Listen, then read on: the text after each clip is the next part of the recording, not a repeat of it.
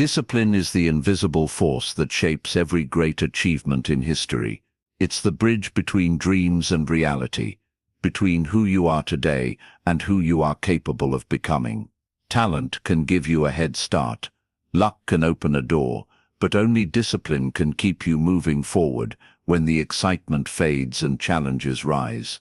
Without discipline, even the strongest ambitions eventually crumble. Most people think discipline is about punishment or restriction, but that couldn't be further from the truth. Discipline is freedom, the freedom to choose your future instead of being controlled by impulses, habits, or distractions. It's the skill that allows you to rise above excuses, delay gratification, and stay true to your vision, no matter how difficult the journey becomes. In this audiobook, we will unlock the Discipline Code, a set of timeless principles that will help you master self-control and build unstoppable willpower.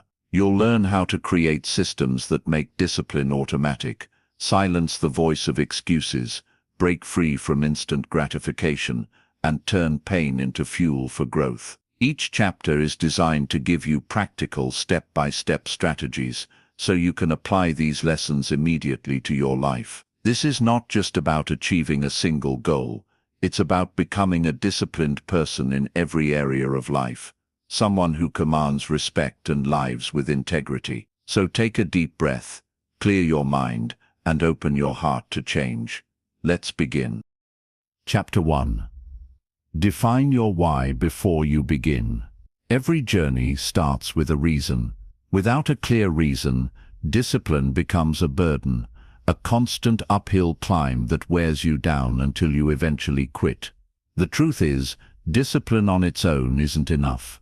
You need something deeper, something that fuels you when your energy runs low and your motivation disappears. That something is your why. Your why is the driving force behind your actions. It's the answer to the question, why am I doing this? Without it, even the most determined person will eventually crumble. Think about it. Waking up at 5 in the morning, pushing through tough workouts, staying late to work on a dream, saying no to temptations, all of that requires effort. If you don't have a powerful reason, you'll take the easy way out every time. Your why has to be personal. It can't be about impressing others or chasing a goal someone else set for you. It has to come from within. Maybe it's about giving your family a better life. Maybe it's about proving to yourself that you are capable of more. Maybe it's about leaving behind a legacy that outlives you. Whatever it is, it must be so meaningful that when things get hard, and they will, you refuse to quit. Here's the thing. Most people never take the time to define their why. They set random goals because they sound good, or because they saw someone else achieve them. But when the first obstacle appears, they give up because they never built a foundation strong enough to keep them standing. It's like trying to build a house on sand. It looks fine until the first storm comes. Take a moment to ask yourself, what do you really want? Not what you think you should want, not what others expect of you, but what your heart truly desires. Write it down. Get specific. If your why is vague, your actions will be vague. Clarity creates power.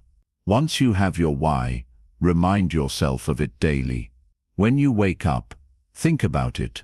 When you feel like giving up, picture it in your mind.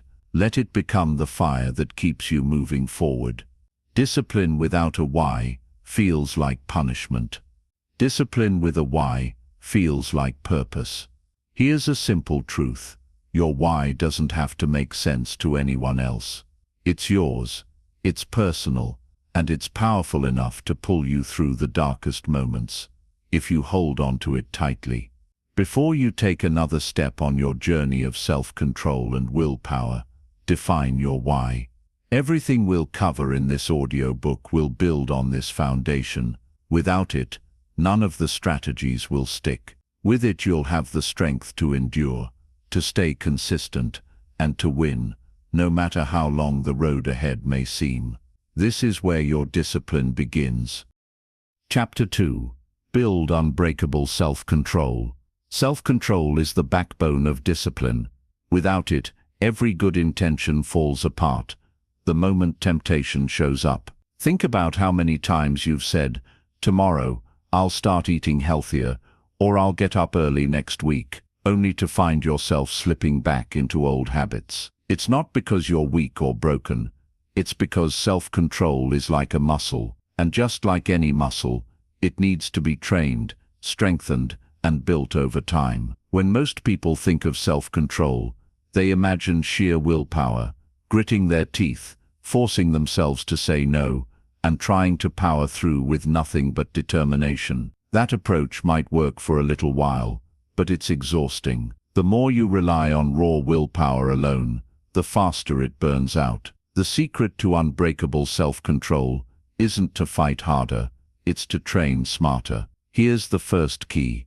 Understand your triggers. Everyone has certain situations, places, or feelings that weaken their self-control. For some, it's stress. For others, boredom or fatigue. Maybe you snack on junk food when you're anxious, or you procrastinate when a task feels overwhelming. Whatever it is, you need to identify those moments clearly. You can't fight an enemy you can't see. When you know your triggers, you can prepare for them before they catch you off guard. The second key is small victories. Too many people try to change everything at once. Wake up at 5 a.m., run 5 miles, cut out all sugar, quit social media, and start reading 2 books a week. That level of change is unsustainable. Instead, focus on one small habit at a time. If you struggle with hitting the snooze button, just start by getting up 5 minutes earlier. If you want to stop overeating, begin by swapping one unhealthy snack for a healthier option. These small wins build momentum and confidence. Over time, they stack up and create massive transformation. Next, create barriers between you and temptation. Self-control isn't about relying on strength alone. It's about designing your environment to support you. If you're trying to eat better, don't keep junk food in your house. If you want to focus on your work, put your phone in another room, or turn off notifications. Make the things you want to avoid harder to access, and make the things you want to do easier to start. This isn't about weakness, it's about being strategic. Even the strongest people can be tempted if the wrong thing is right in front of them every day. Another powerful strategy is delayed gratification. Our world is full of instant rewards. Click a button, get what you want. But every time you train yourself to wait, even for a little while, you strengthen your self-control. Try this when you want to buy something impulsively. Wait 24 hours before making the purchase. When you feel like skipping a workout, tell yourself you only have to exercise for 5 minutes. Often once you start, you'll keep going. Learning to pause, to create space between impulse and action, gives you incredible power over your choices. And let's not forget the role of self-talk. The way you speak to yourself matters. If you constantly tell yourself, "I have no self-control," or "I always fail," you're programming your mind to believe it. Instead, start using language that builds strength. I am learning to master my choices. I can handle discomfort. I choose long-term rewards over short-term pleasure. Your words shape your mindset, and your mindset shapes your actions. One of the biggest misconceptions about self-control is that it's about restriction. It's not. Self-control is freedom. When you master it, you're no longer a slave to impulses, cravings, or bad habits. You become the one in charge. You decide when to say yes and when to say no. You create a life built on intention rather than reaction. Here's the beautiful truth.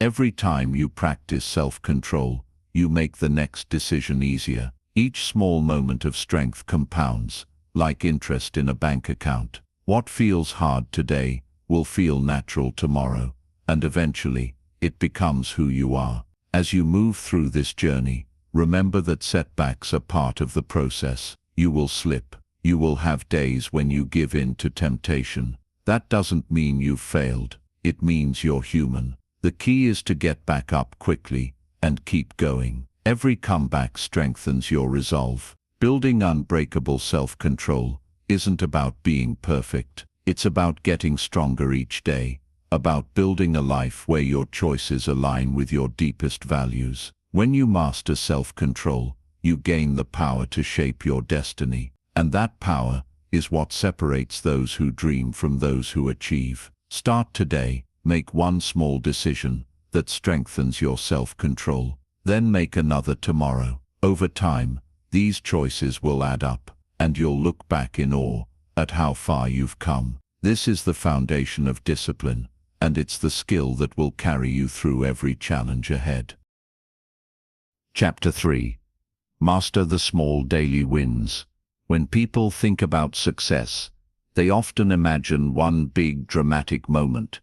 The promotion that changes everything, the business that suddenly takes off, the life-changing breakthrough that seems to appear overnight. But here's the truth that most people don't see. Success is never built in one giant leap. It's built in small, often unnoticed steps that happen day after day. It's not about one massive effort. It's about the small daily wins that slowly, steadily, and surely shape your life. Think of it like planting seeds. One seed doesn't grow into a towering tree overnight. It needs time, care, and consistent nurturing. Each day you water it, give it sunlight, and protect it from harm. At first you might not see any visible progress. It may even seem like nothing is happening. But beneath the surface, growth is happening, and eventually what was once invisible becomes undeniable. Your habits work the exact same way. The problem is, many people underestimate the power of small actions. They either want instant results, or nothing at all. They go all in for a week, maybe even a month, and when they don't see dramatic change, they give up. That's why most resolutions fail. It's not because people are lazy or incapable. It's because they've misunderstood the process of transformation. Real change isn't loud or flashy. It's quiet, it's consistent, and it's built one small win at a time. Here's what small daily wins look like. Waking up 10 minutes earlier than usual to plan your day. Choosing water over soda. Reading a few pages of a book instead of scrolling through social media. Doing a quick workout instead of saying you don't have time. These actions may seem tiny in the moment, almost insignificant, but they are not insignificant. They are votes for the kind of person you want to become. Each small win says, "This is who I am. This is the direction I'm heading." The beauty of small wins is that they compound. Just like saving a little money each day eventually grows into real wealth, small positive actions stack on top of each other over time. Missing one day won't destroy you. Just like eating one salad won't transform you. It's the pattern that matters. If you focus on consistently winning the day, those days will turn into weeks, those weeks into months, and before you know it, you've completely changed your life. Here's a simple way to start. Identify 3 small wins you can aim for each day. They don't have to be huge. In fact, the smaller, the better, especially in the beginning. Maybe your 3 wins are drinking 8 glasses of water, writing in a journal for 5 minutes, and walking for 15 minutes. That's it. Achieving these small wins daily builds a sense of accomplishment and confidence. Over time, you can increase the difficulty, but the key is to start simple and stay consistent. Another important piece is to celebrate your wins, even the small ones. Most people are too hard on themselves. They focus only on how far they have to go and forget to acknowledge how far they've come. When you celebrate a small victory, you reinforce the behavior in your brain. You create a positive association with discipline. It doesn't have to be a big celebration. Sometimes just pausing to say, "I did it," is enough to keep the momentum going. But here's where discipline comes in. You can't only act when you feel like it. There will be days when you're tired, unmotivated, or tempted to skip the habit. That's normal. Those are the days that truly count, because anyone can show up when it's easy. But when you show up despite resistance, even if you only do the bare minimum, you prove to yourself that you are serious about growth. And that proof builds unshakable confidence. Remember, the goal isn't perfection. You don't need to win every single day flawlessly. You just need to win more days than you lose. If you slip, don't spiral into guilt or shame. Simply get back to your next small win. Momentum doesn't come from never falling. It comes from always getting back up. One day you'll look back and realize how powerful those small wins really were. The healthy body, the sharp mind, the strong relationships, the thriving career, they won't have come from one heroic moment of discipline. They will have come from hundreds, maybe thousands of tiny decisions stacked on top of each other. Decisions that no one else noticed, but you knew mattered deeply. So don't underestimate the small things. Your future self is being shaped right now, in this moment, by the choices you make today.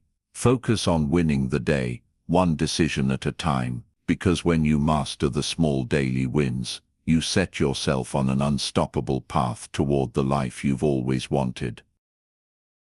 Chapter 4. Break the chains of instant gratification. We live in a world that worships speed. Everything is now, now, now.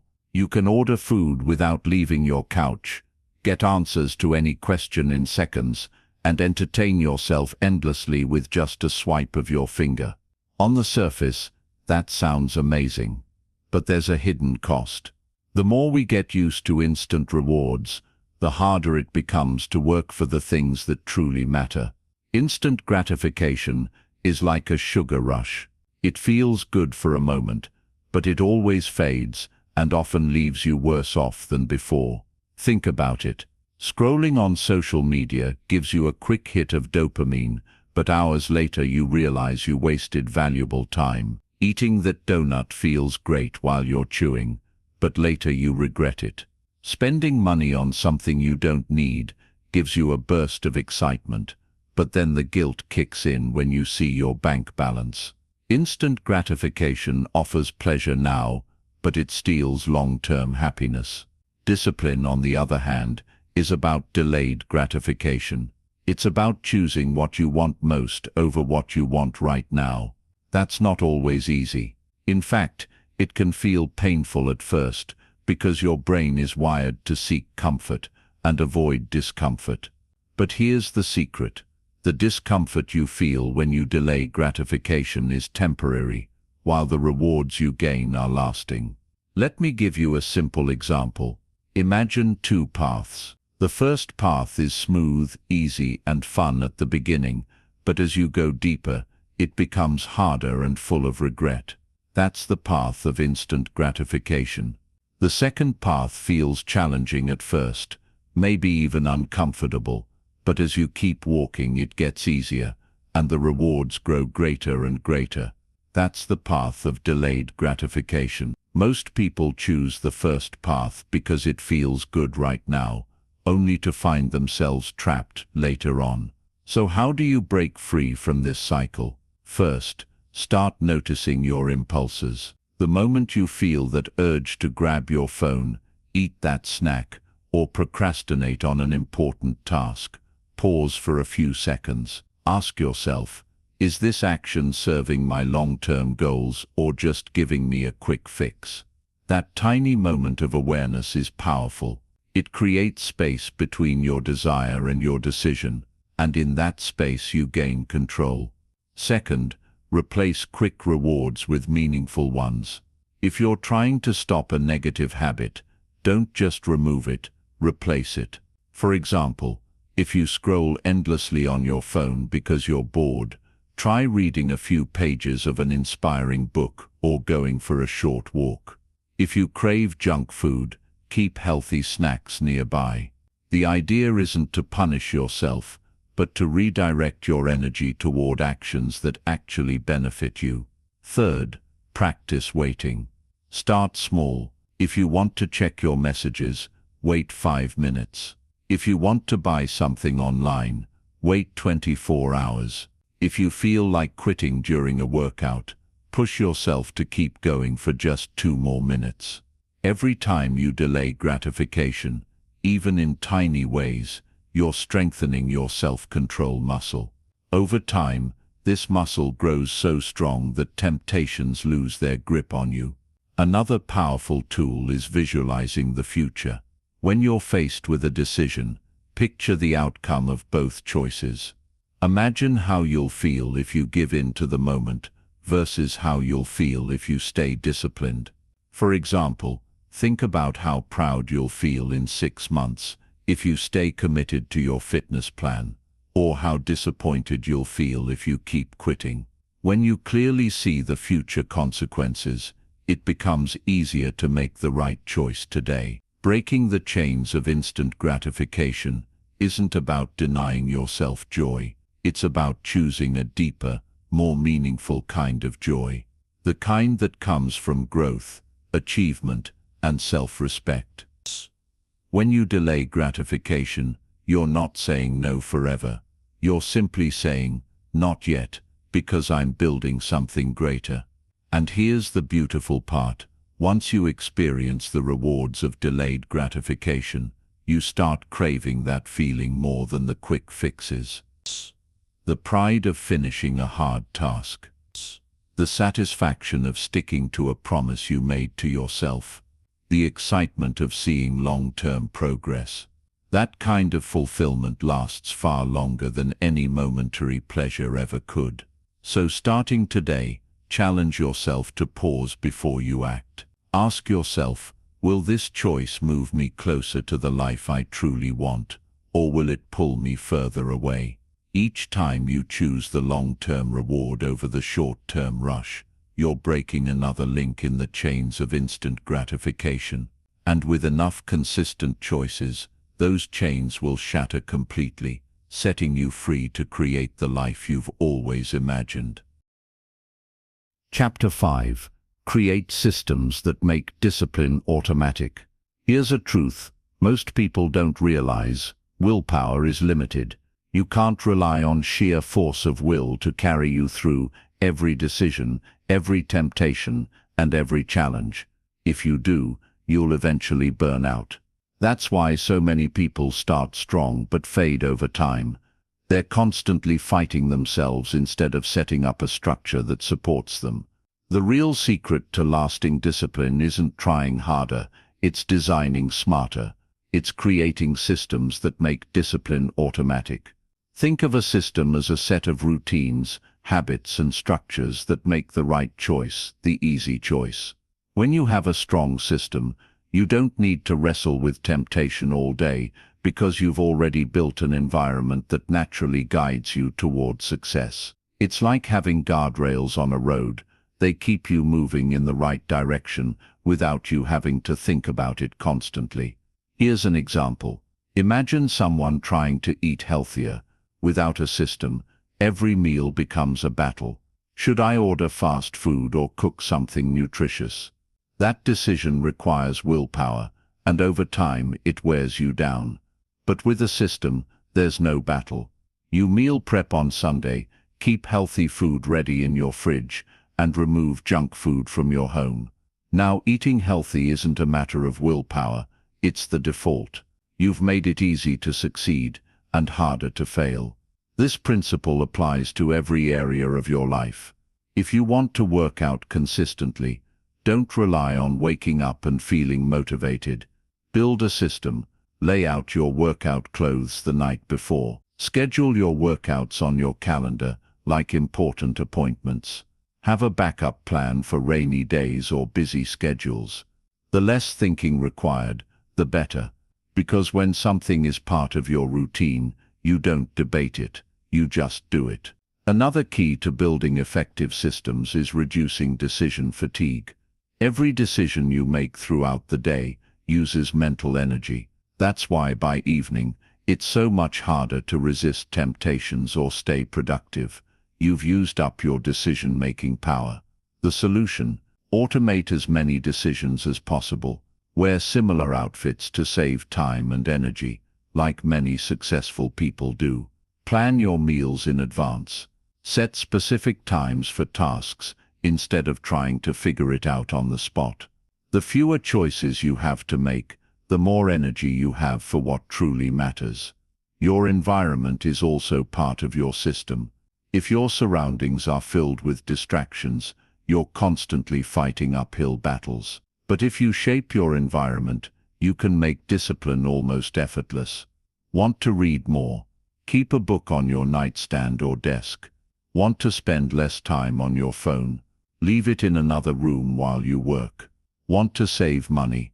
Delete your credit card information from online stores so impulse purchases become harder. Small tweaks in your environment lead to massive changes in behavior. Here's something most people overlook. Systems aren't just about what you do, they're also about who you surround yourself with. If you spend time with people who are lazy, negative, or undisciplined, their habits will rub off on you. But if you surround yourself with people who are focused, driven, and committed to growth, their energy will lift you up. Make it part of your system to regularly connect with those who inspire you and challenge you to rise higher. The beautiful thing about systems is that once they're in place, discipline becomes almost automatic. You don't have to wake up every day wondering how you'll stay on track. Your habits, routines, and environment are already working for you. It's like setting a sail on a boat. Once it's positioned correctly, the wind does most of the work. But remember, building a system takes time. Start small. Pick one area of your life: health, finances, productivity, relationships, and focus on creating a simple structure that supports your goals. Once that system is solid, move on to another area.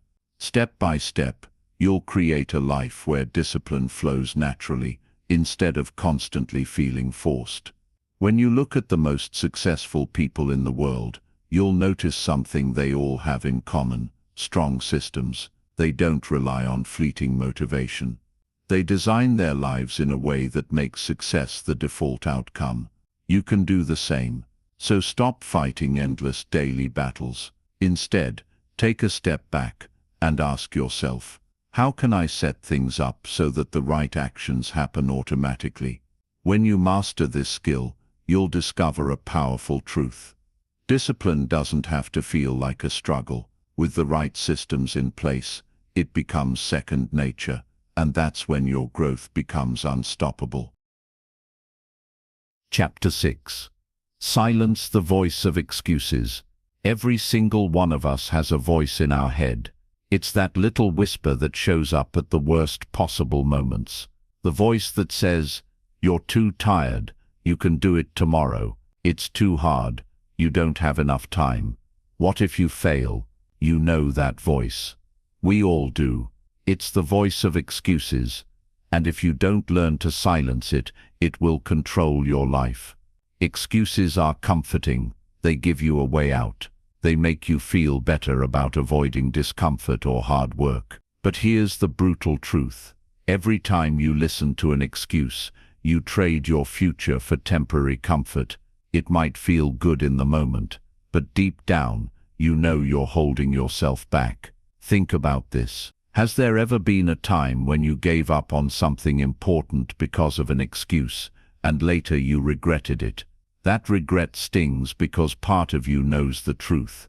You could have done it, but you let your mind talk you out of it. That's the cost of listening to that inner voice. It steals your potential one small decision at a time. The first step to silencing excuses is to recognize them for what they are: lies. Excuses often sound reasonable. They disguise themselves as logic.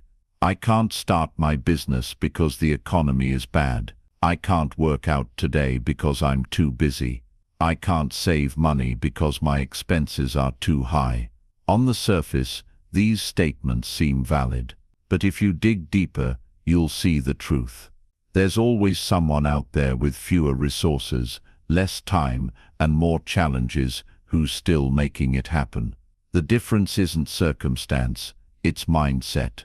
When you catch yourself making an excuse, pause and challenge it. Ask yourself, is this really true, or is it just fear dressed up as logic? Most of the time, you'll realize it's fear. Fear of failure, fear of discomfort, fear of what others will think. When you name the fear, you take away its power.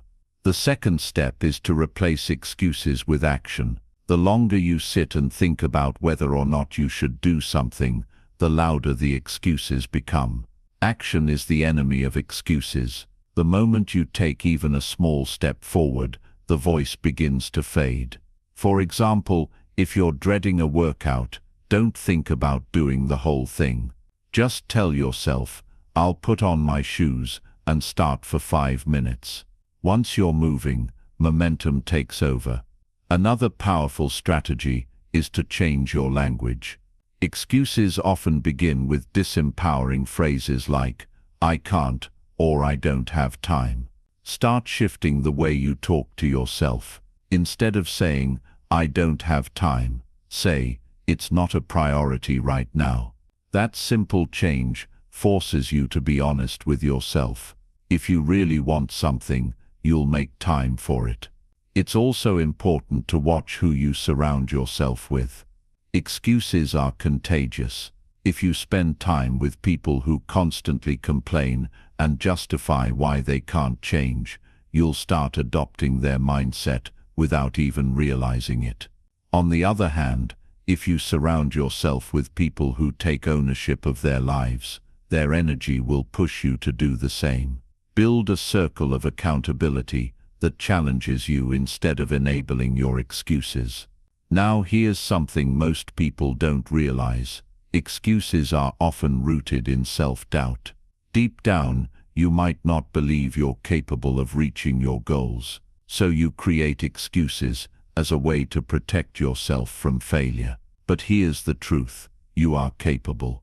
You might not have all the skills yet. You might not have all the answers, but you can learn, grow and adapt. The only way to prove to yourself that you can is by taking action despite the doubt. Every time you silence an excuse and follow through on a commitment, you strengthen your identity. You start to see yourself as someone who keeps promises, especially the promises you make to yourself. That inner trust is priceless. It builds confidence and momentum, and the more you do it, the quieter that voice of excuses becomes. Imagine your life 1 year from now, if you stopped letting excuses run the show. Imagine the progress you could make in your health, your relationships, your finances, your dreams. That future is possible, but it requires a decision to stop negotiating with your excuses. The next time that little voice whispers, you can't, respond with action. The next time it says, tomorrow, act today. Every time you refuse to give in, you take back control of your life. Excuses will never fully disappear, but they don't have to control you. With awareness, action, and courage, you can turn down the volume until they become nothing more than background noise. And when that happens, you'll unlock a new level of freedom, the freedom to live the life you were meant to live, without limits, without lies, and without excuses. Chapter 7. Build mental toughness under pressure. Life will test you, not once, not twice, but over and over again. There will be moments when everything feels like it's falling apart, when plans fail, when people let you down, when challenges seem too big to overcome. In those moments, it's not talent, luck, or even skill that will carry you through. It's mental toughness. It's the ability to stay calm under pressure, to keep moving forward when every part of you wants to quit. Mental toughness isn't something you're born with, it's something you build. Just like muscles grow stronger through resistance, your mind becomes tougher through challenges.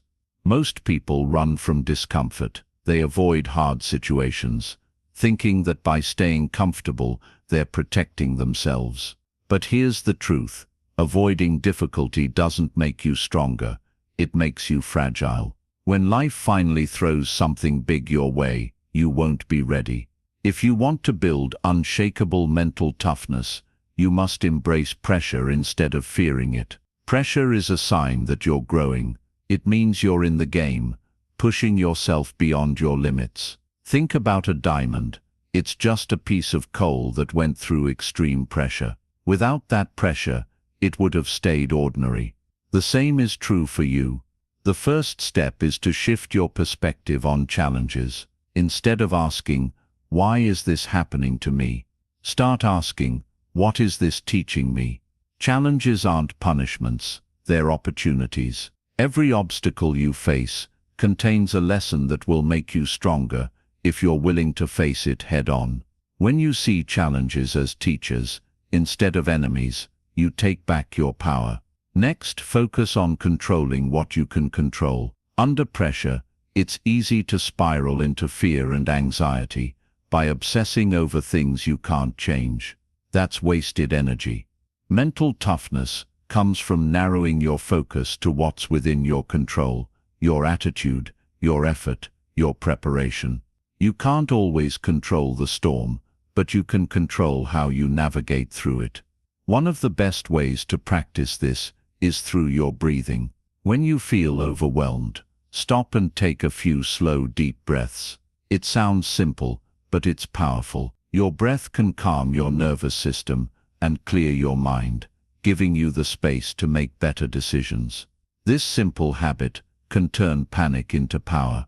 Another key to building mental toughness is training yourself to do hard things on purpose. Don't wait for life to throw challenges at you. Seek them out. This might mean waking up earlier than you want to, finishing that workout when you feel tired, or having that difficult conversation you've been avoiding. Every time you do something hard, you send a message to yourself: "I am strong. I can handle discomfort." Over time, this becomes your identity. Mental toughness also requires resilience, the ability to bounce back after setbacks. Let's be honest, you will fail, you will make mistakes, you will have days when nothing goes your way. That's part of the journey. The difference between those who succeed and those who give up isn't that one group never fails, it's that they keep getting back up. They refuse to let failure define them. Each setback becomes fuel for a comeback. A powerful mindset shift is to see failure as feedback. Instead of saying, "I failed," say, "I learned." This small change in language keeps you moving forward. Remember, every master was once a beginner who refused to quit. Surrounding yourself with the right people also matters. When you're under pressure, having a strong support system can make all the difference. Spend time with those who encourage you, challenge you, and remind you of your strength when you forget it yourself. Lastly, mental toughness is about commitment. You must decide, deep down, that you will not quit, no matter how tough it gets. This doesn't mean being reckless or ignoring reality. It means that when things get hard, your first instinct isn't to run, it's to stand your ground and figure it out. Imagine standing in the middle of a storm. The wind is fierce, the rain is pounding, and you can barely see ahead. Most people would retreat, but the mentally tough person plants their feet, takes a deep breath, and pushes forward step by step. Eventually the storm passes, and they come out stronger on the other side. Pressure is inevitable, you can't avoid it, but you can prepare for it. Every challenge you face is a chance to train your mind, to prove to yourself that you're stronger than you think. When you build mental toughness, life stops feeling like something that's happening to you and starts feeling like something you are actively mastering. So the next time you feel the weight of pressure, don't see it as a sign to quit. See it as a test you are ready to pass, because with each moment of pressure, you are shaping yourself into someone unbreakable, someone who doesn't just survive challenges, but thrives because of them. Chapter 8. Eliminate distractions and guard your focus. In today's world, focus has become one of the rarest and most valuable skills you can develop. Everywhere you turn, something is competing for your attention.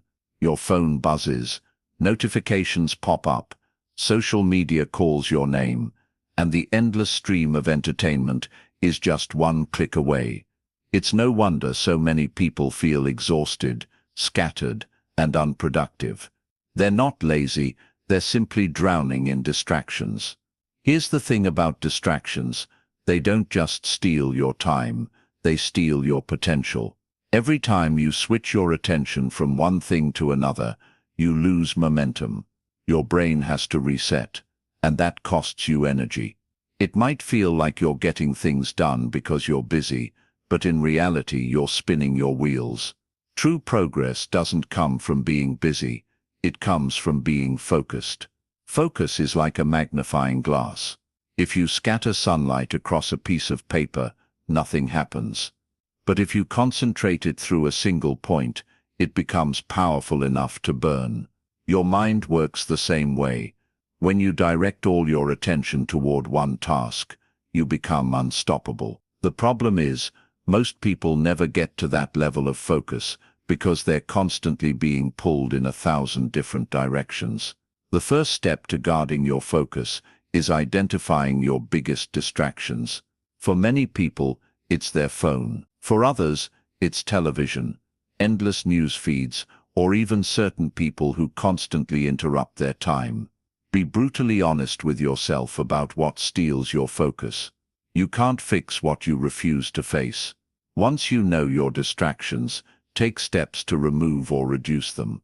If your phone is a problem, don't just silence it, physically put it in another room while you work. Turn off non-essential notifications.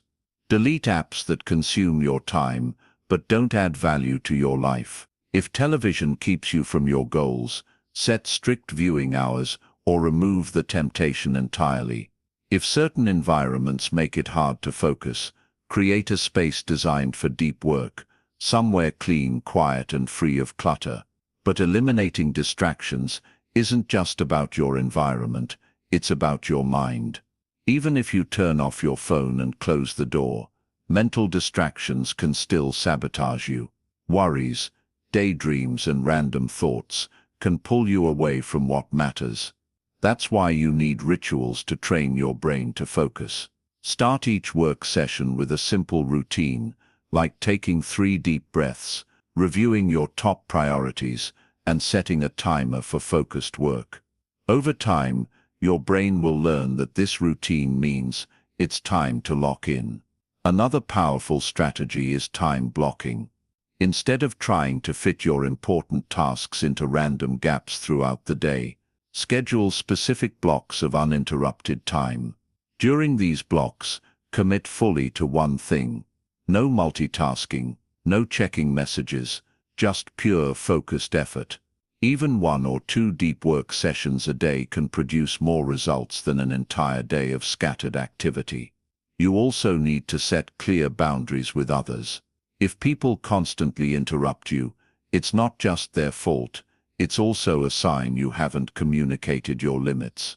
Let family, friends, or co-workers know when you need uninterrupted time. You don't have to be harsh, but you do have to be firm. Your focus is valuable, and it's up to you to protect it. Here's something most people don't think about. Distractions aren't always bad things.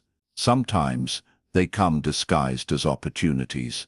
A new project, a social invitation, or a side hustle might sound exciting. But if it pulls you away from your main goal, it's still a distraction. Discipline isn't just about saying no to harmful things. It's about saying no to good things, so you can say yes to the best things. Protecting your focus also means protecting your energy. If you're exhausted, it's almost impossible to stay disciplined. Get enough sleep, eat nourishing food, and take care of your physical health. A sharp mind lives in a well-cared-for body. When you have energy, it's much easier to stay present and focused. Remember, your attention is one of the most powerful resources you have. Where your focus goes, your life flows. If you let distractions control you, your future will be shaped by randomness and chaos. But if you take control of your focus, You take control of your destiny. Imagine what you could achieve if you gave your full, undivided attention to one meaningful goal for just 1 year. The results would be life-changing. Most people will never experience that level of clarity, but you can if you're willing to eliminate distractions and guard your focus like it's treasure. Starting today, treat your attention as sacred. Cut away the noise, design an environment for deep work, and create habits that strengthen your focus. Every time you choose focus over distraction, you're building a future of purpose and power. And in a world full of chaos, that kind of discipline will make you unstoppable. Chapter 9. Harness the power of accountability. No matter how disciplined you are, there will be days when your motivation fades, when the voice of excuses grows loud, and when giving up feels easier than pushing forward. That's where accountability comes in. Accountability is the invisible force that keeps you moving, even when your willpower runs low. It's the extra layer of strength that pushes you to follow through on your commitments, not just because you want to, but because someone is counting on you. Think about this. When you promise yourself you'll do something, it's easy to break that promise, because no one else sees it. You tell yourself you'll work out, but no one notices if you don't. You say you'll save money, but no one calls you out when you spend recklessly. Humans are wired to avoid pain and seek comfort, and when there's no external consequence, comfort often wins. Accountability changes that. It adds a level of healthy pressure that makes quitting harder than continuing. There are many forms of accountability, and the most powerful one begins with public commitment. When you declare your goal to someone else, or better yet to a group, you instantly raise the stakes. Suddenly, it's not just about you anymore. If you quit, others will see it. That simple act of telling someone your intention dramatically increases your chances of following through. It's why people who work out with partners are far more consistent than those who exercise alone. When someone is expecting you to show up, you do. Another powerful form of accountability comes from mentors and coaches. A mentor doesn't just give advice. They hold you to a higher standard. They see your potential, and they won't let you settle for less. When you have someone wiser and more experienced guiding you, you gain both knowledge and responsibility. You don't want to disappoint them, and that drives you to stay disciplined. Peers can also play a huge role. Surround yourself with people who are striving for similar goals. This could be a mastermind group, a study partner, or even an online community. When you see others working hard, it fuels your own commitment. There's a powerful energy in collective progress. It's like running a race. You may start to slow down, but if you see the person next to you pushing forward, you'll dig deeper to keep pace. But accountability isn't just about other people. It's also about tracking your own progress. Numbers don't lie. When you measure your actions, you gain clarity. For example, if you're trying to get fit, track your workouts and your meals. If you're trying to grow your business, track your sales calls and revenue. When you see your progress, or lack of it on paper, you can't hide from the truth. That honesty can be uncomfortable, but it's essential for growth. Technology makes this easier than ever. Use apps, journals, or even a simple calendar to track your habits. Give yourself visual proof of your consistency. Seeing a streak of completed tasks grow longer each day can be incredibly motivating. You won't want to break the chain. Here's something important to remember. Accountability works both ways. It's not just about finding someone to hold you accountable. It's also about being accountable to someone else. When you support another person's growth, you strengthen your own discipline. Knowing that someone else is relying on you will make you rise to a higher level. Of course, there's a balance to strike. Accountability is not about shame or guilt. It's not about being harsh or tearing yourself down when you fall short. True accountability is rooted in support and progress. It's about having people, and systems that remind you of who you are and who you want to become, especially when you forget. If you've been trying to achieve something on your own and keep hitting roadblocks, it's time to bring accountability into the picture. Find a workout partner, hire a coach, join a group, or simply tell a trusted friend about your goals. Build a system where you regularly check in, review progress, and set new challenges. When you harness the power of accountability, you multiply your discipline. Suddenly it's not just your inner willpower fighting the battle, you have external forces pulling you forward. And when your inner drive and external accountability work together, quitting stops being an option. Imagine a year from now, looking back at the progress you've made, not just because you worked hard, but because you stayed consistent day after day, fueled by the support and expectations of those around you. That's the power of accountability. It takes discipline from something personal and private to something unstoppable and collective. And once you experience that level of strength, you'll never want to go back to doing it alone. Chapter 10. Turn pain into fuel for growth. Pain is one of life's greatest teachers. It doesn't matter who you are or where you come from. At some point, life will knock you down. You'll face setbacks, heartbreaks, disappointments, and failures. Most people see pain as something to avoid at all costs. They run from it, hide from it, or numb it with distractions. But here's the truth. Pain isn't your enemy. Pain is your greatest opportunity for growth. If you choose to use it, think about it. Every major breakthrough in history, every incredible story of transformation came from someone who faced deep pain and decided not to let it destroy them. They used it as fuel. They turned their struggles into strength. The difference between those who rise and those who stay stuck isn't the pain itself. It's how they respond to it. When you experience pain, you have two choices. You can let it break you, or you can let it build you.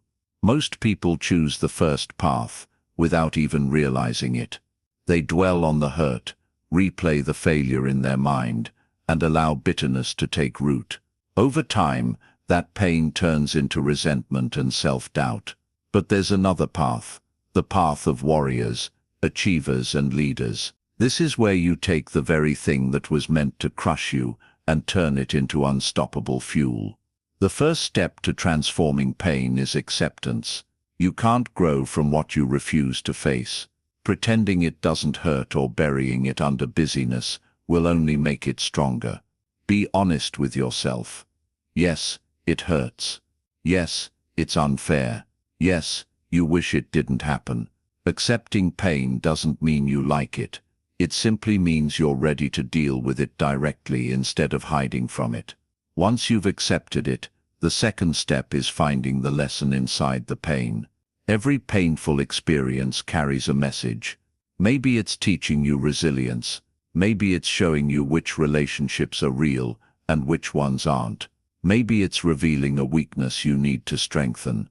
Instead of asking, "Why me?" start asking, "What is this teaching me?" That one question can completely shift how you experience hardship. Next, channel the emotion into action. Pain creates an incredible amount of energy. If you don't direct it, it will consume you. But if you channel it, it can propel you forward like nothing else. Think about athletes who train harder after a loss, entrepreneurs who build a new company after a failure, or individuals who transform their bodies after years of insecurity. They didn't avoid their pain, they harnessed it. Here's a practical way to do this. Write down exactly what hurt you and how it made you feel. Get it all out. Then right beneath it, write what you're going to do about it.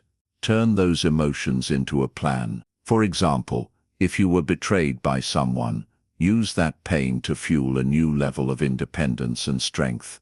If you failed at a goal, use that frustration to fuel relentless preparation for your next attempt. Another powerful truth is that pain builds empathy and purpose. When you've gone through struggles, you gain a deeper understanding of others. You can connect with people in ways you never could before. Many of the world's greatest leaders and visionaries were once broken by pain, and that very pain gave them the compassion and drive to change lives. Your struggle could become the foundation for someone else's hope. Of course, there's a temptation to stay in the story of your pain, to wear it like an identity. I'm the person who was hurt. I'm the one who failed. But you are not your pain. It's part of your story, not the whole book. If you define yourself by what happened to you, you stay stuck. If you define yourself by what you do with what happened, you become unstoppable. Remember this: pressure creates diamonds. Without the intense heat and pressure, a diamond would never form. The same is true for you. Your struggles, heartbreaks, and failures are shaping you into something stronger and more brilliant than you can imagine, if you allow them to. Pain will always be part of life, but suffering is optional. Suffering happens when you resist pain instead of using it. The next time life knocks you down, pause and make a decision. Will this pain control me, or will I control it? When you decide to turn pain into fuel, something powerful happens. Challenges stop feeling like curses and start feeling like opportunities. You stop asking, "Why me?" and start declaring, "Try me." And in that moment, you rise above the pain and step into a new level of strength. Use your pain. Let it light a fire inside you. Let it push you to grow, to evolve, and to create a life so strong that nothing can shake it. Pain doesn't have to be the end of your story. It can be the beginning of your greatest chapter. Chapter 11. Master your morning. Master your life. The way you start your day sets the tone for everything that follows. Think about it.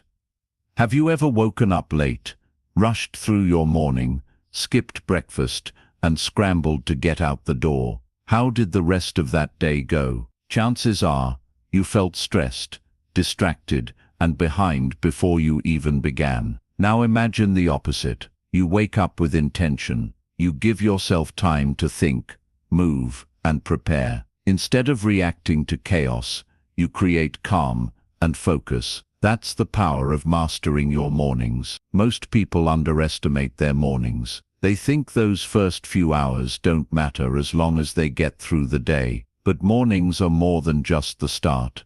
They are the foundation. Your brain is like a sponge in those early hours, soaking up whatever you feed it. If you feed it stress, noise, and negativity, that's what will shape your decisions for the rest of the day. If you feed it clarity, energy, and purpose, you'll carry that strength with you into everything you do. Here's the truth. If you win the morning, you win the day. And if you win enough days in a row, you win your life. Discipline thrives when it has structure, and there is no better place to build structure than in your morning routine. The first step to mastering your morning is waking up with intention. Don't just roll out of bed because you have to. Wake up because you choose to. Set a time to rise that gives you space to breathe before the world starts making demands. This doesn't mean you need to wake up at 4 a.m., but you do need consistency. When you wake up at the same time every day, your body and mind develop a rhythm, and that rhythm creates stability. Next, start your day in silence, not chaos. Most people reach for their phones the second they open their eyes. They scroll through messages, news, and social media, filling their minds with other people's agendas before they've even had a moment to think. Don't do that. Instead, take a few minutes to sit quietly, breathe deeply, and set your intention for the day. Even 5 minutes of stillness can create a sense of control and focus that lasts for hours. From there, move your body. You don't have to run a marathon or spend an hour at the gym. Just do something to wake up your muscles and get your blood flowing. Stretch, walk, do push-ups, whatever works for you. Physical movement in the morning isn't just about fitness. It's about signaling to your brain that it's time to wake up, rise up, and take action. Another powerful element of a strong morning routine is feeding your mind. Read a few pages of an inspiring book. Listen to an uplifting audiobook. Journal your thoughts and goals. Your mind is most receptive in the morning, so give it information and ideas that fuel growth rather than drain it. Perhaps the most important piece of mastering your mornings is planning your day before it starts. Don't let the day control you. Decide in advance how you'll control it. Write down your top 3 priorities. These are not just tasks to check off, but actions that move you closer to your bigger vision. When you begin the day with clear priorities, you avoid getting lost in the noise of busyness. Now you might be thinking, this all sounds great, but my mornings are crazy. That's exactly why you need this routine. Structure creates calm. Even if you only have 20 minutes, you can use those minutes with intention, instead of letting them slip away in chaos. The key isn't perfection, it's consistency. Small repeated actions lead to big results. Mastering your morning isn't about adding pressure to your life.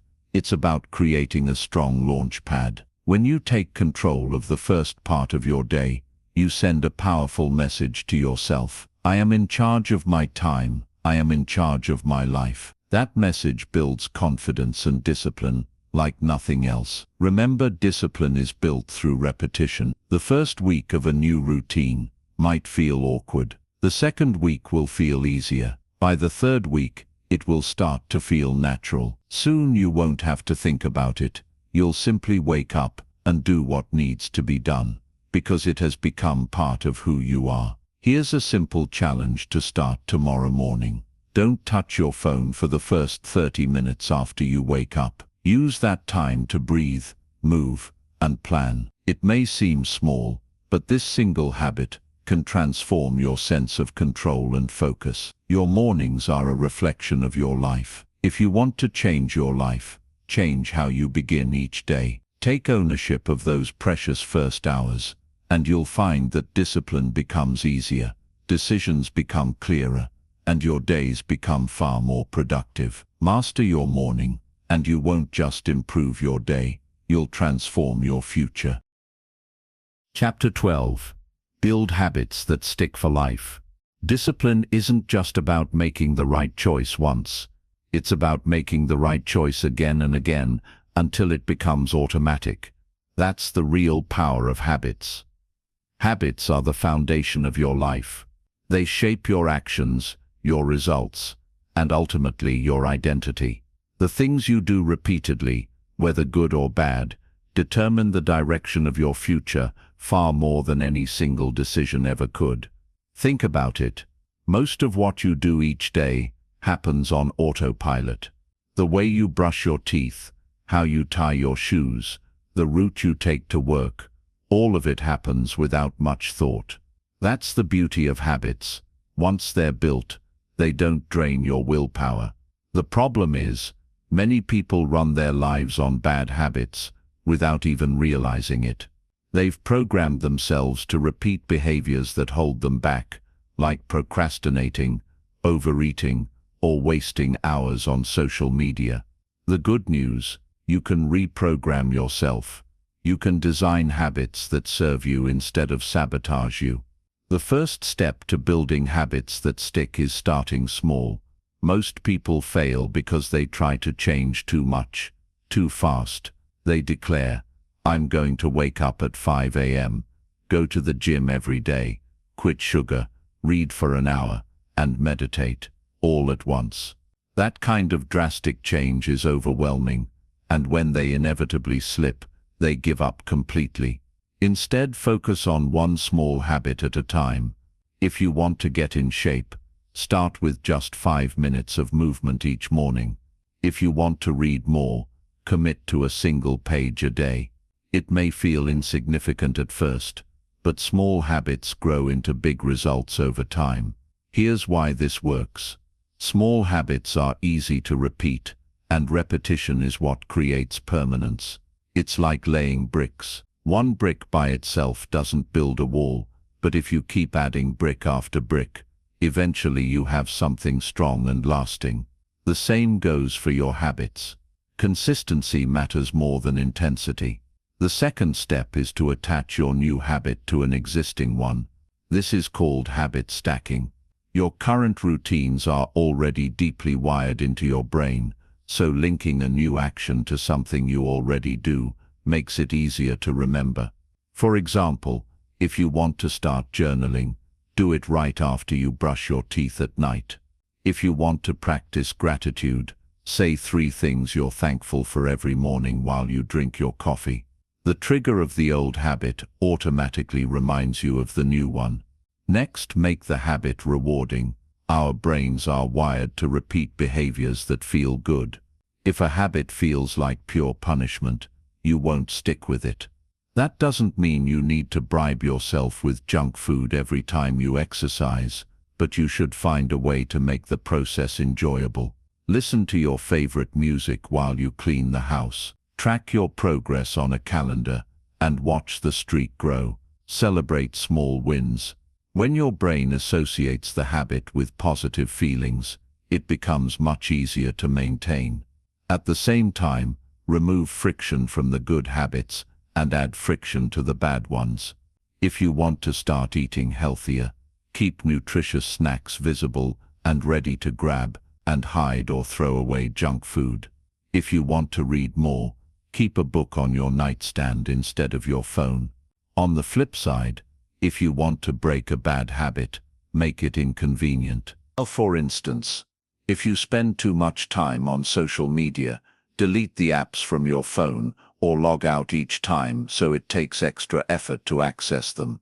Accountability plays a role here too. Tell someone about the habit you're trying to build. Better yet, find a partner who wants to build it with you. Knowing someone else is watching your progress adds a layer of pressure that keeps you consistent. Finally, focus on identity, not just action. Don't just say, "I want to run 3 times a week." Start saying, "I am a runner." Don't just say, "I want to write more." Say, "I am a writer." When you tie your habits to who you are, they become part of your identity, and when something is part of who you are, you naturally protect it. Breaking bad habits follows the same process, but in reverse. Identify the triggers that cause the behavior, disrupt the routine, and replace it with something healthier. Remember, you don't erase habits, you replace them. The key to habits that last is patience. In the beginning, progress feels invisible. You might not see results for weeks, even months. But beneath the surface, change is happening. One day, it will all click, and you'll realize how far you've come. Building lasting habits isn't about perfection. You'll have days when you miss, when you slip up. That's okay. What matters is getting back on track quickly. Success isn't built on never falling. It's built on never staying down. Your habits are the blueprint of your future. If you want a different life, you must create different patterns. Start small. Be consistent. And remember, every action you take is a vote for the person you are becoming. Build habits that align with the life you want, and over time, you won't just be doing disciplined things, you'll become a disciplined person.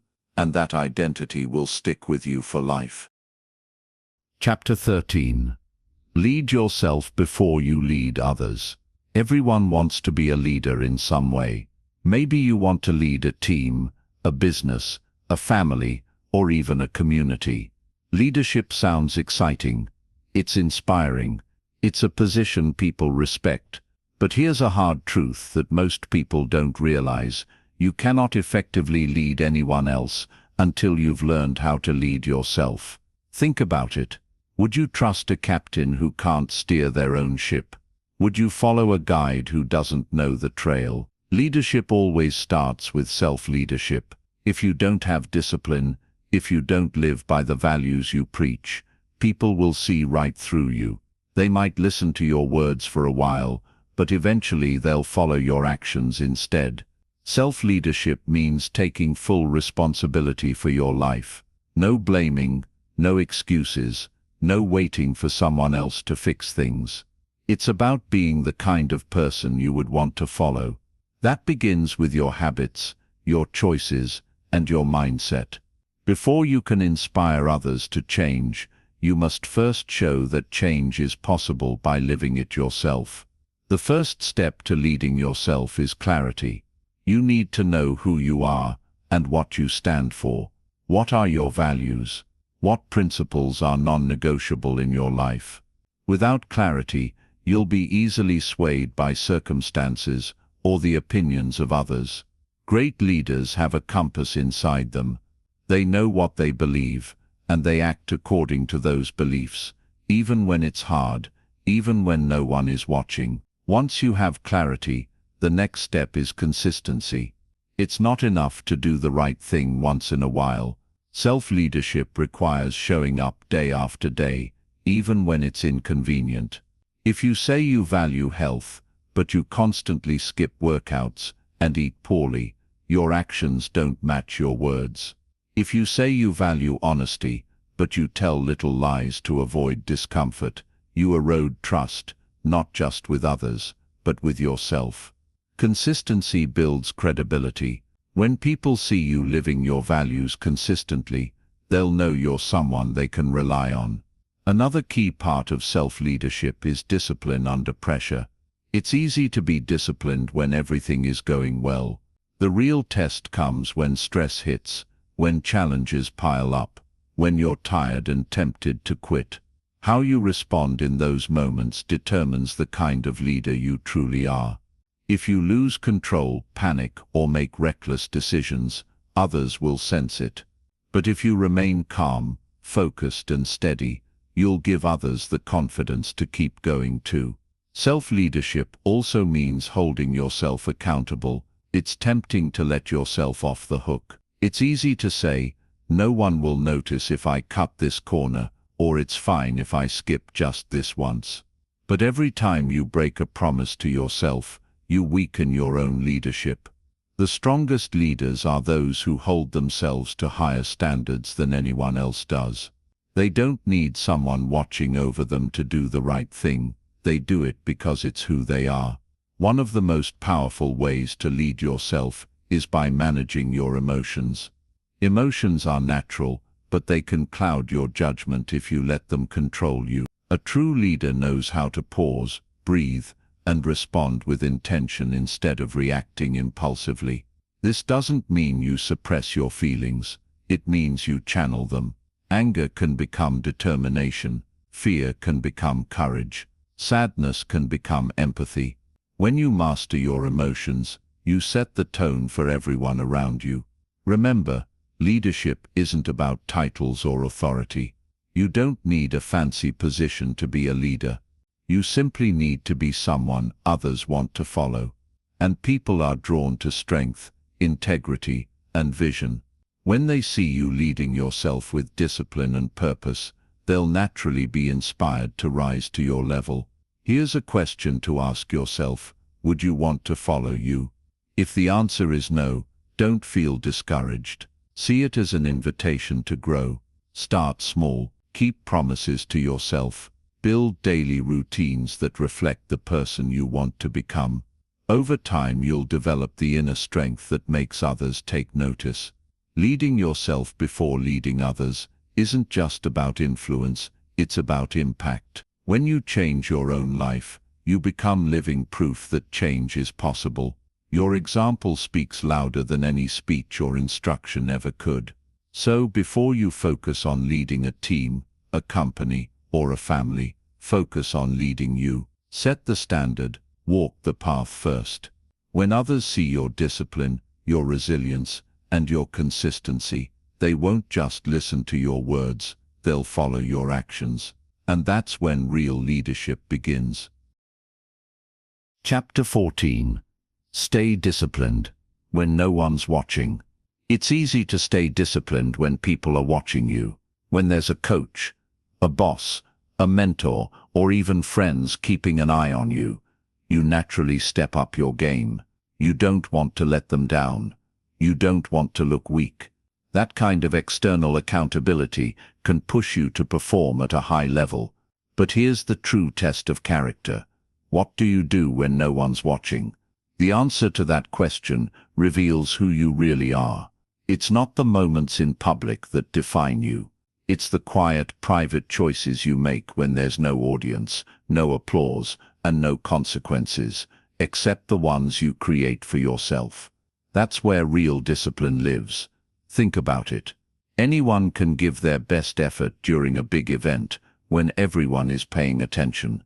But the people who achieve extraordinary success are the ones who show up day after day, doing the hard, boring, unglamorous work when nobody even knows about it. They're like icebergs. You only see the tip of their success, but beneath the surface are countless hours of silent, unseen effort.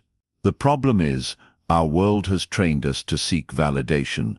We're used to posting our achievements, sharing our progress, and getting likes and comments that can create a dangerous trap. If you only work hard when someone notices, you'll never reach your true potential. Because the reality is, most of the time no one will notice. The world isn't watching every move you make, and that's exactly why your private discipline matters so much. The first step to staying disciplined in private is knowing your standards. You must decide who you want to be, not based on external rewards, but based on your own values. What kind of person do you want to see in the mirror? What behaviors will make you proud of yourself, even if nobody else ever finds out? When you have a personal code of conduct, you don't need external pressure to stay on track. You become accountable to yourself. The second step is building habits that run on autopilot.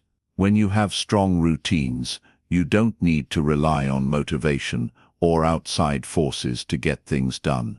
For example, if your routine includes reading for 20 minutes every morning, exercising before breakfast, or reviewing your goals before bed, you'll do these things automatically over time. It stops being a question of whether or not you'll do it. It just becomes part of who you are. Another powerful tool is visualizing the long-term consequences of your private actions. For instance, skipping one workout might not seem like a big deal today. Eating one unhealthy meal won't destroy your health overnight. But imagine repeating that behavior over weeks, months, or years. The compound effect of small private choices is massive. Every decision you make when no one is looking is a vote for the kind of future you're building. It also helps to create invisible accountability.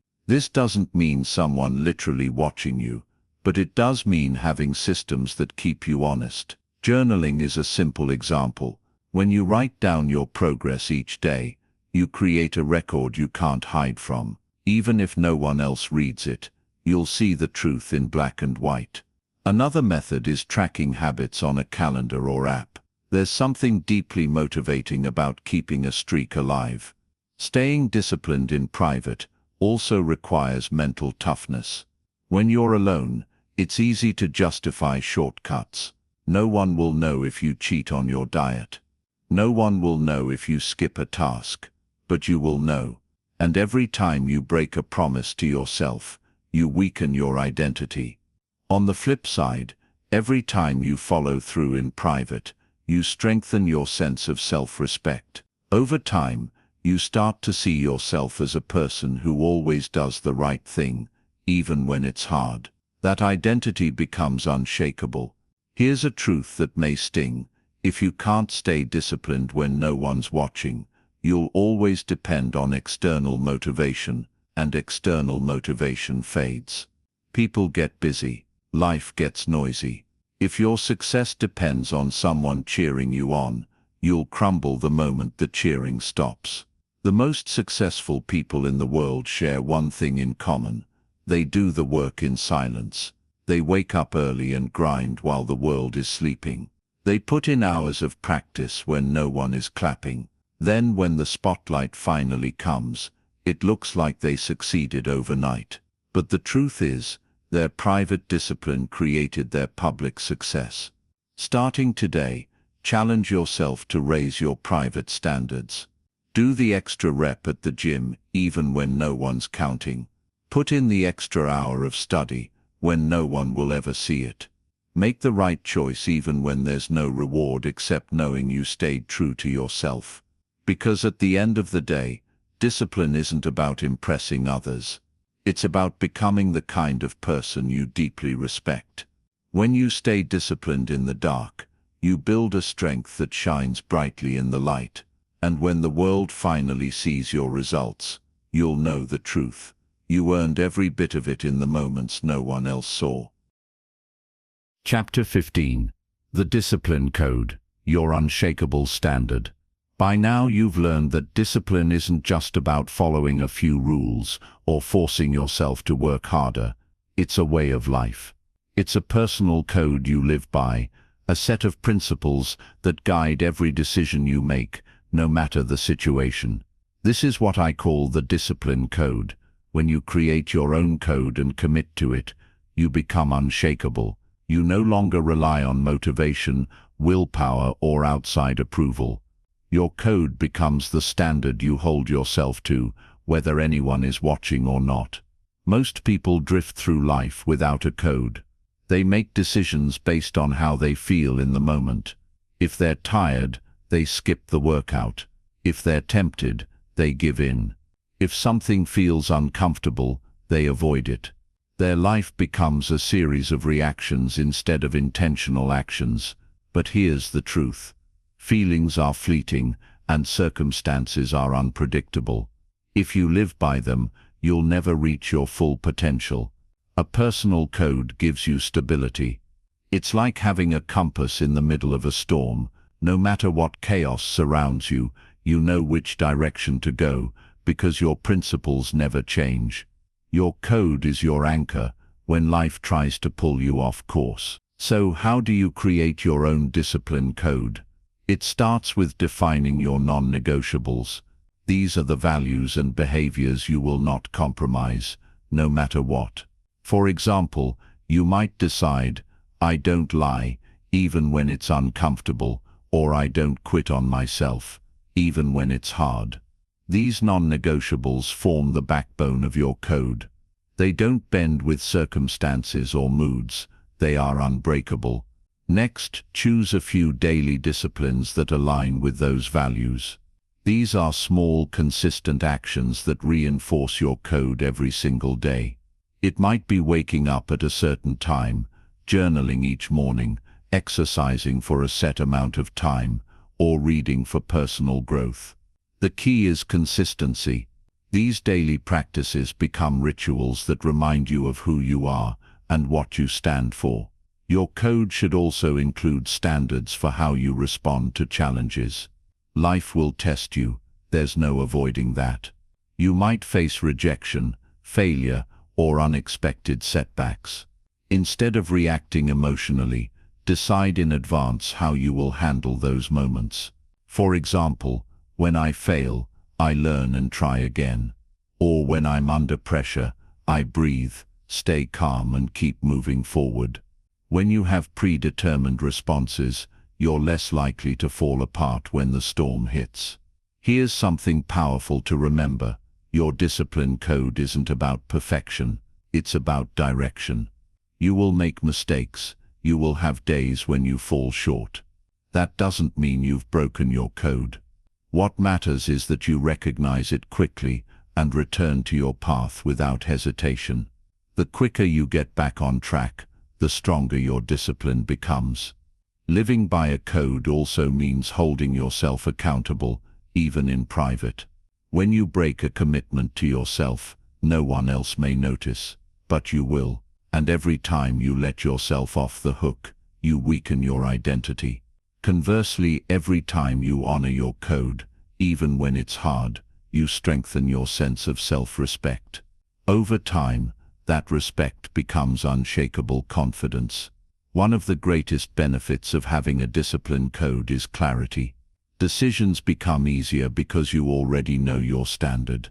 If a choice doesn't align with your code, the answer is simple: no. You stop wasting energy debating with yourself or rationalizing bad behavior.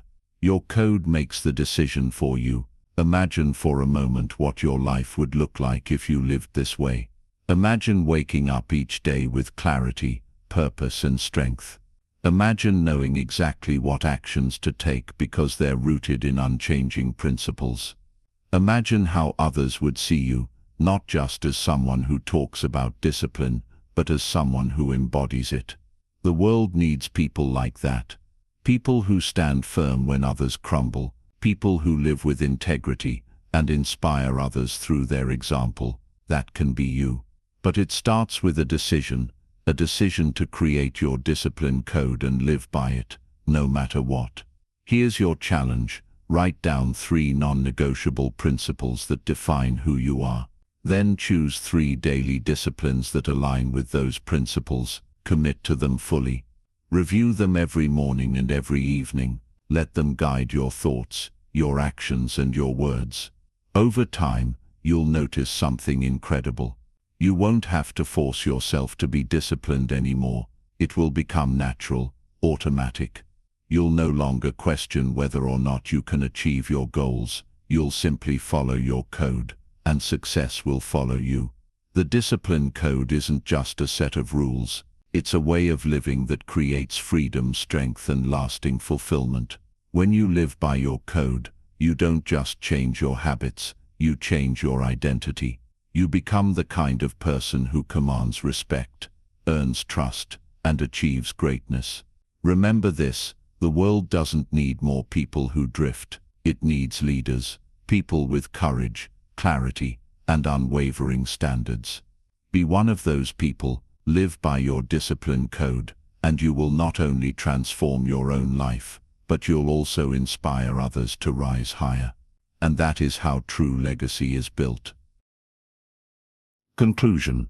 Discipline is the bridge between where you are and where you want to be. It's the invisible thread connecting your dreams to your daily actions. Without it, even the biggest goals remain nothing more than wishful thinking. With it, even the impossible becomes achievable. Throughout this audiobook, we've explored the many layers of discipline, the foundation of purpose, the power of habits, the strength of mental toughness, and the importance of staying true to yourself, even when no one is watching. You've learned how to silence excuses, eliminate distractions, embrace discomfort, and build systems that make discipline a natural part of your life. You've also discovered how to lead yourself with integrity and how to create a personal code that guides every choice you make. But here's the thing, knowledge alone isn't enough. Listening to these words won't change your life unless you act on them. Discipline isn't something you understand, it's something you practice. Every single day you'll face decisions that test you. Will you take the easy path or the disciplined path? Will you let fear and excuses win, or will you stand strong and do what needs to be done? Those daily choices will shape your future far more than anything else. The good news is, you don't have to be perfect. You don't have to get it right every time. What matters is that you keep showing up. If you fall, get back up quickly. If you slip, return to your path without hesitation. Every comeback strengthens your character and proves to you that you are capable of more than you once believed. As you move forward, remember this, discipline is freedom. It's not about restriction or punishment. It's about creating the life you truly want. When you master discipline, you take control of your time, your habits, and your destiny. You no longer live at the mercy of circumstances or impulses. You live by design, not by default. Your future self is waiting. The person you want to become, the stronger, wiser, more focused version of you, is built by the choices you make starting right now. Decide today to live by your discipline code. Commit to your non-negotiables. Protect your focus. Push through discomfort, and above all, honor the promises you make to yourself. 1 year from now, you'll look back in amazement at how far you've come. Others will see the results, but you'll know the truth, that your transformation was forged in quiet moments of discipline, when no one was watching. So take a deep breath, stand tall, and begin. Your journey to an unstoppable life starts with the next choice you make. Make it a disciplined one, and watch as your actions rewrite your future, one day at a time.